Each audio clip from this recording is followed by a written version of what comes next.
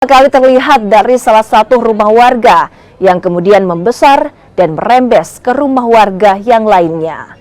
Warga yang berada di sekitar lokasi berusaha memadamkan kobaran api dengan peralatan seadanya. Mobil pemadam kebakaran yang tiba di lokasi sempat kesulitan lantaran akses lokasi kebakaran yang sempit. Sekitar 14 rumah yang berada di Jalan Abu Bakar Lambogo, Kota Makassar, ludes terbakar hingga rata dengan tanah. Sementara itu, warga korban kebakaran untuk sementara dievakuasi di masjid terdekat untuk pendataan. Sementara sudah 4 rumah.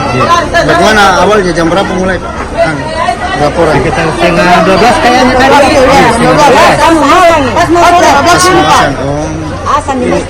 Ini sudah tahu nih bagaimana, apa penyebabnya kira-kira? Untuk penyebab sudah tahu apa?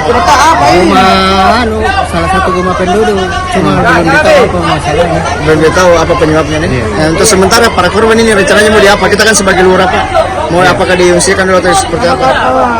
Kalau sandal biasanya kan di evakuasi dulu. Baru dicarikan tempat. Untuk diungsikan di mana dulu? Apakah di kantor lurah atau di mana Pak? Para korban Mungkin ini? di